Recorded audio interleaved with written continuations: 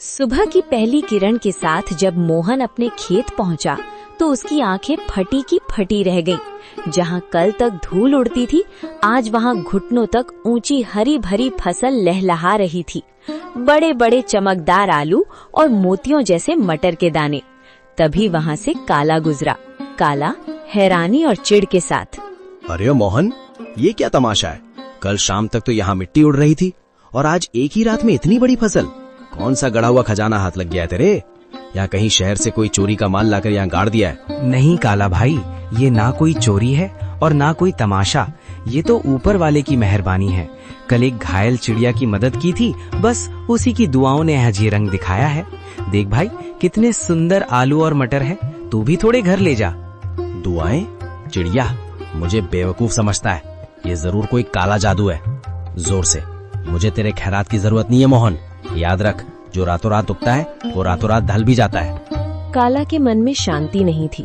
वो जानना चाहता था कि मोहन को ये सब मिला कैसे। वो बिल्ली के कदमों से मोहन के टूटे हुए घर के पीछे पहुंचा और खिड़की से कान लगाकर सुनने लगा। अंदर मोहन, बिमला और माँ बातें कर रही हैं। मोहन, मुझे अब भी यकीन नहीं होता। वो सुनहरी परी सच में हमारे लिए फरिश्ता बनकर आई थी। उसने कहा था ना कि जब तक दिल साफ रहेगा ये फसल बढ़ती रहेगी। हाँ बिमला, उसने उसी बरगद के पेड़ के पास दर्शन दिए थे जहाँ से मैं रोते हुए लौट रहा था। वो दिव्य प्रकाश, वो ममता भरी आंखें, मैं कभी नहीं भूल सकता। काला भाई को शक हो रहा था, पर उसे कैसे समझाऊं कि ये सब दया का फल है। काला खिड़की के बाहर बुदबुदाते हुए, अच्छा तो ये बात है। बरगद का पेड़, परी और सुनहरी पोटली। अगर उस भीख मंगे मोहन को परी मिल सकती है तो मैं तो उससे कहीं ज्यादा चालाक हूँ। मैं भी कल उसी पेड़ के पास जाऊंगा और उस परी से सब कुछ छीन लूंगा।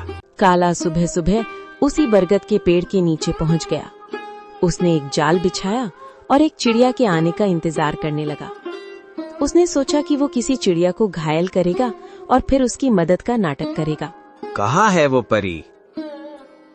ओ चिड़िया, बाहर निकल। देख, मैं तेरे लिए कितने दाने लाया हूँ। बस एक बार मेरे सामने आ जा और मुझे वो मखमली पोटली दे दे। मुझे आलू मटर नहीं, मुझे सोना चाहिए, चांदी चाहिए। मैं उस मोहन से बड़ा आदमी बनना चाहता हूँ। काला घंटों चिल्लाता रहा।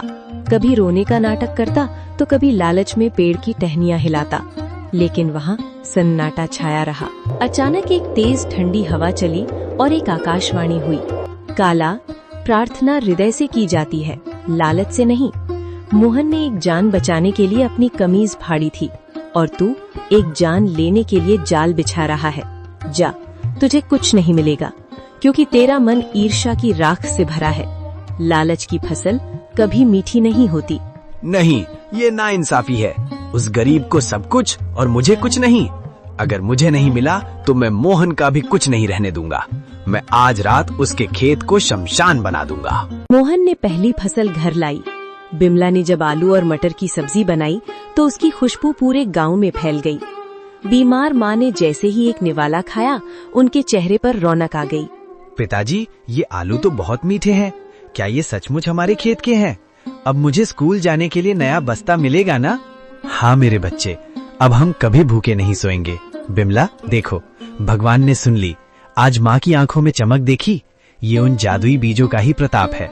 बिमला आंखों में आंसू भरकर, मैं तो डर गई थी मोहन। मुझे लगा था कि गरीबी हमारी पहचान बन गई है, लेकिन आज पहली बार लग रहा है कि हमारे घर में भी लक्ष्मी ने कदम रखा है। पर मुझे उस काला से डर लगता है। उसकी नजरें हमारे खेत पर जमी हैं।